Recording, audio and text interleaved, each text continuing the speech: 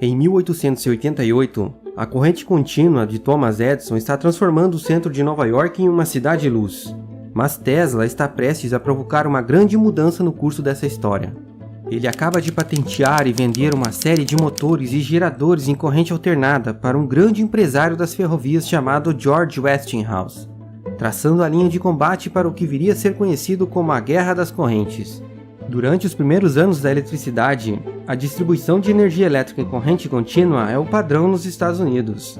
Em todo o país, Edison tem mais de 311 mil lâmpadas alimentadas por 103 estações centrais de geração nas grandes cidades, e mais 230 mil lâmpadas acionadas por 891 pequenas gerações distribuídas pelo interior. É um negócio muito lucrativo em que ele ganha com a venda de energia e de lâmpadas. Mas o sistema de corrente contínua do Edison tem seus limites. Ele só consegue levar a energia elétrica com eficiência aceitável a uma distância de até 1,5 km de uma usina de energia.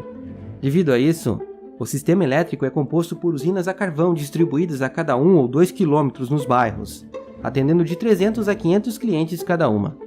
Mas o que está acontecendo? Que futuro steampunk é este com usinas a carvão por toda a cidade? O Tesla vai nos ajudar. Bem, primeiro preciso pedir que não vá embora. Tenho que mostrar algumas equações bem simples para entendermos o problema, só que o pessoal me abandona quando aparece alguma conta. Mas vamos ao problema do meu antigo chefe. Existe uma equação que diz que a potência elétrica, que é medida em watts, é igual à corrente elétrica medida em amperes, multiplicada pela tensão elétrica medida em volts. Isso tanto para a corrente contínua quanto alternada. Nessa época, a corrente contínua é utilizada em tensões mais baixas que a alternada, em torno de 110 volts, e o curioso motivo de ser 110 eu explico no final do vídeo. Agora, digamos que o Edison queira entregar 110 mil watts de potência nas residências. Como os geradores elétricos dele precisam gerar uma energia elétrica no nível de tensão que as residências vão consumir, 110 volts, ele só pode aumentar uma coisa, a corrente elétrica nos fios, que será de 1000 amperes. Mas quando ele faz isso, provoca um efeito colateral, que é um aumento das perdas de energia por calor nos fios e uma grande queda de tensão. Isso se deve a duas equações que são a tristeza do Edison nesta época. Vamos lá, homem, não adianta ficar assim, é a física. A primeira equação diz que a potência elétrica perdida nos fios por calor é igual à resistência elétrica dos fios multiplicado pela corrente elétrica ao quadrado.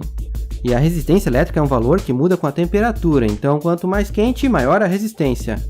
Por isso que quando o Edison aumenta a corrente elétrica para enviar mais energia para os clientes, ele aumenta as perdas por calor nos fios, que são proporcionais ao quadrado da corrente. Então quando ele manda 110 mil watts para a residência, ele perde 10 mil watts nos fios e chega a só 100 mil watts. Ou seja, ele literalmente queima uma quantidade enorme de energia que ele gera na usina no trajeto até as casas, além de ter que usar fios cada vez mais grossos e mais caros para tentar reduzir este efeito. Queimando dinheiro, seu Edison. Espera até seus investidores saberem disso.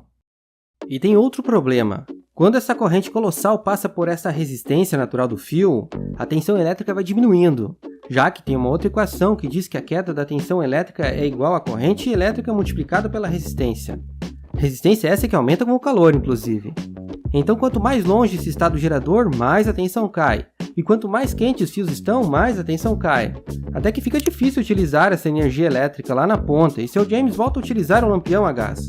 Pô, Edison, que sistema merda. Mas e o Tesla, você pergunta? Ah, o Tesla tem um truque na manga, seu Edison. Se ele é o mago de Melon Park, eu sou o mago do Oeste. Pelo menos é o que dizem. Com a corrente alternada e uma nova máquina desenvolvida por engenheiros europeus chamado transformador, que inclusive seu Westinghouse comprou os direitos das patentes, eu consigo subir e baixar a tensão quando eu bem entender, e a um custo muito baixo. Algo que o Edison não consegue neste momento. Calma aí, Tesla, como assim não consegue?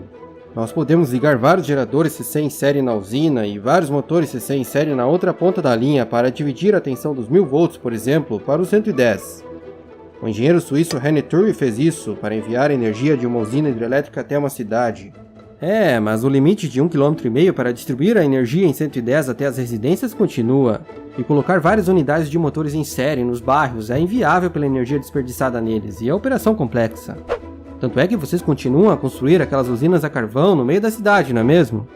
Já eu, com o transformador, aumento pra caramba a tensão elétrica na usina, 11 mil volts, fazendo com que a corrente elétrica diminua na mesma proporção, 10 amperes. Isso permite que eu transporte aqueles mesmos 110 mil watts do Edison com uma perda muito menor, já que ela está atrelada ao quadrado da corrente elétrica, lembram? No nosso exemplo, eu perdi 1 watts nos fios e o Edson 10.000 watts. Claro que eu estou simplificando muita coisa aqui. Assim, eu levo a energia elétrica muito mais longe que o Edson e com menos perdas. E por longe eu quero dizer centenas de quilômetros e não no bairro vizinho. E ao diminuir a corrente elétrica, eu posso utilizar fios mais finos também, que são mais baratos. A única coisa que eu preciso fazer é baixar a tensão elétrica dos milhares de volts para os 110 lá perto da residência. Primeiro com um transformador maior na subestação e depois com um menor pertinho da residência. Transformadores que inclusive me ajudam a manter a tensão do cliente em 110. É malandragem que se chama isso? Não, é ciência. O Edson sabe que a corrente alternada é mais vantajosa para a distribuição de energia. Ele não é bobo. Mas ele é um grande orgulhoso que não vai admitir que sua ideia possa não ser a mais adequada. Parte dessa resistência deve-se aos lucros que as suas patentes estão gerando e às grandes quantidades em dinheiro que ele já colocou nos projetos. Vamos ser francos, ele quer manter o império que construiu. Mas e aí, fazer o quê? Na cabeça dele só tem uma coisa: ir para o combate com a corrente alternada do Tesla para salvar a d*** do meu investimento. Mas ir por onde? Nesta época, devido aos níveis de tensão que estavam sendo utilizadas e o conhecimento que eles tinham sobre o assunto, a corrente alternada de alta tensão parecia claramente mais perigosa, e foi por aí que o Edson atacou. Entretanto, tenham em mente que ambas as correntes elétricas são perigosas, tudo é uma questão de valores de corrente e tensão. O que acontece é que a partir de um determinado valor de tensão elétrica, a resistência elétrica do corpo é rompida e ele começa a conduzir uma corrente elétrica, e você brilha feito uma lâmpada. Brincadeira. É que essa corrente elétrica realmente afeta o corpo e dependendo da intensidade mata, sendo que a diferença entre a corrente contínua e alternada está nos valores de tensão e corrente que afetam o corpo. Mas voltando ao Edson, ele iniciou uma série de apresentações públicas agressivas pelo país para desacreditar a corrente alternada, apresentando ela como uma ameaça mortal ao público. O fato é que nesta época, o incipiente sistema de distribuição de energia era realmente um caos. Algumas cidades exigiam que a fiação de energia fosse subterrânea, mas na maioria, como em Nova York, praticamente não tinha regulamentação. Então nos postes de energia existiam fios de corrente contínua, de telefone, de telégrafo e de corrente alternada também. Isso mesmo, existiam várias empresas de iluminação com lâmpada de arco elétrico em corrente alternada de até 6.000 volts, tudo ali misturado. Fora isso, cerca de 1/3 dos fios eram fios abandonados de empresas que tinham falido. Então as ruas eram um grande pinheirinho de Natal que frequentemente davam seu show, que obviamente ia para a conta da corrente alternada. Mas não bastasse isso, o Edson começou a espalhar fake news e a eletrocutar animais publicamente usando a corrente alternada. Eram cavalos, cães, gatos e até um elefante. Claro que não era ele quem fazia isso, era um engenheiro financiado por ele chamado Harold Brown. Tudo para provar o seu ponto de vista e salvar seus investimentos, é claro. Mas se você achou isso terrível, ainda vai piorar. Quando o estado de Nova York buscou uma alternativa para a pena de morte por enforcamento, que fosse mais rápida e mais humana, se é que podemos dizer isso, o Edson, que era um oponente da pena de morte, recomendou o uso de eletrocução com corrente alternada. E não só recomendou, como ajudou secretamente o dentista e inventor Alfred Southwick a projetar a cadeira elétrica. Pô, Edson. Então, em 1890, o criminoso William Kemmler tornou-se a primeira pessoa a ser executado em uma cadeira elétrica acionada por um gerador de corrente alternada Westinghouse, obtido por baixo dos panos por uma das empresas do Edson, é claro. E não bastando isso, o Edson sugeriu a troca do termo ser eletrocutado por ser Westinghouseado. Mas apesar de toda essa campanha negativa, ele não conseguiu desacreditar a corrente alternada. No ano seguinte, em 1891, Dobrovolsky e sua equipe da empresa alemã AEG construíram a primeira linha de transmissão de energia elétrica trifásica do mundo, lá na Alemanha.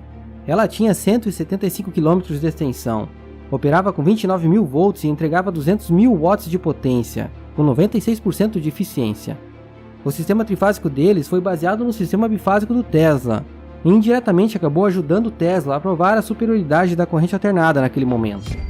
Só que era um momento em que as coisas não estavam nada boas para a empresa do Westinghouse. Como eu te dizia, Tesla, essas batalhas judiciais com o Edison e os outros concorrentes estão me quebrando. E agora veio essa crise financeira que espantou meus investidores. A maioria deles pediu dinheiro de volta, não vai ser fácil de pagar aqueles royalties.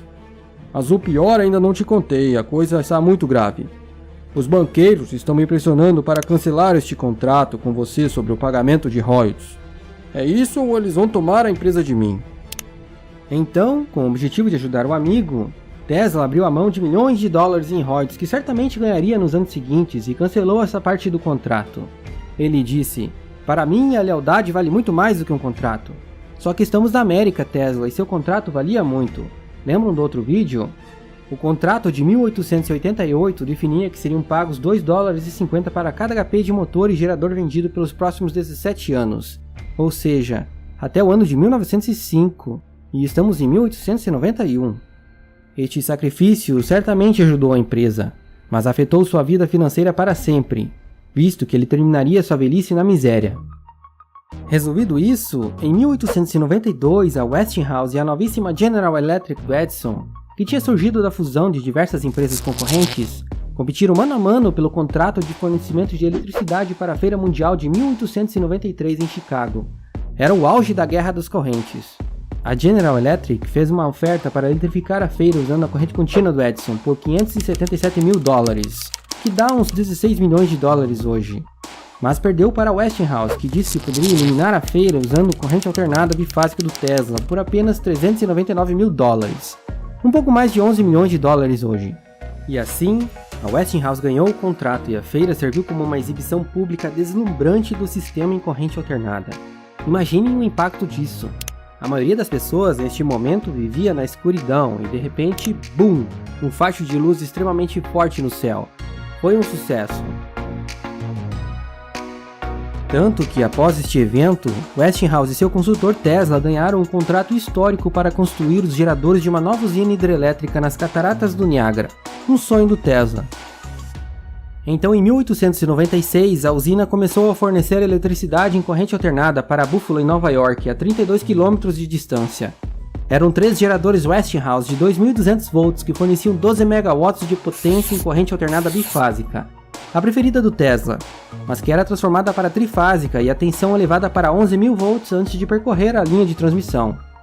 Mas a General Electric não saiu de mãos abanando do projeto, ela ficou responsável por construir a linha de transmissão. Não tinha mais volta. O sucesso dessa usina deixou claro naquele momento que o sistema em corrente alternada do Tesla era o mais adequado para o serviço, encerrando definitivamente a guerra das correntes. Neste momento, até a General Electric tinha adotado a corrente alternada, e tanto o Edison quanto o Tesla já trabalhavam em outras invenções. Mas como toda guerra, ela não saiu barata, principalmente para o Tesla. É que ele era muito altruísta, pensava em deixar a maior quantidade de invenções possíveis para a humanidade. Já o Edison pensava no dinheiro. Quem estava errado? Acredito que os dois. O bom é ter dinheiro e ser altruísta. Se isso é possível, eu já não sei. E agora, antes de seguir para algumas curiosidades, segundo o YouTube, apenas 20% do pessoal que assiste meus vídeos são inscritos no canal. Então se inscreve aí para não perder os próximos, é grátis e você pode mudar de ideia depois. Respondendo à curiosidade que eu comentei no início do vídeo quanto à origem do padrão 110 volts, ele foi definido pelo Edison por causa das lâmpadas incandescentes, a principal carga elétrica da época. Elas eram fabricadas para fornecerem uma iluminação com desempenho semelhante ao da iluminação a gás, a concorrência dele. E para obter o brilho desejado, o filamento de carbono de alta resistência era projetado para operar com aproximadamente 100 volts. Mas para a lâmpada operar em 100 volts, o gerador CC precisava fornecer 110 volts para compensar a queda de tensão até a residência, que ficava no máximo 1,5 km da usina.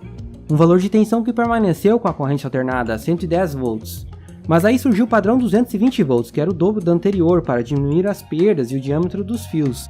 E o 127, que é a tensão entre fase e neutro do 220. E um monte de outros valores que não vem ao caso aqui. Quanto ao sistema de transmissão de energia em corrente contínua, o Edison adoraria ver o que fizemos aqui no Brasil. Ele diria: "Eu estava certo." Eu diria: mais ou menos, mais ou menos." Mas o fato é que com a eletrônica de potência, algo que ele não tinha naquela época, foi possível subir pra caramba a tensão elétrica em corrente contínua e depois baixar ela também, permitindo transmitir uma parte da energia da Itaipu em corrente contínua. Estamos falando de 2 linhas de 600 mil volts transmitindo 3.150 megawatts de potência cada uma por 800 km de distância até São Paulo, em um sistema que é chamado de HVDC. Este sim é um cenário vantajoso para a corrente contínua, transmissão de energia a distâncias superiores a esses 800 km, já que ela não tem o efeito pelicular da corrente alternada, por exemplo, e outras vantagens que não vem ao caso aqui. E o Brasil tem outras linhas de transmissão em corrente contínua, além dessa da Itaipu. Mas o mais curioso desse sistema é que atualmente ele é a única solução tecnicamente viável para transmitir energia por cabos submarinos acima de 100 km. Então, se um dia o planeta for conectado energeticamente, provavelmente será com cabos subaquáticos em corrente contínua de ultra alta tensão, UHVDC. E olhem só, este vídeo é uma sequência de um outro vídeo sobre os motores de corrente alternada do Tesla, então se você ainda não viu, eu recomendo clicar aqui no link que vai aparecer com ele. E tem um outro vídeo antes dele que é sobre a invenção do motor e do gerador elétrico que também é bem interessante. Desde já eu agradeço a todos os apoiadores do canal e a você que está assistindo. Um grande abraço e nos vemos no próximo vídeo.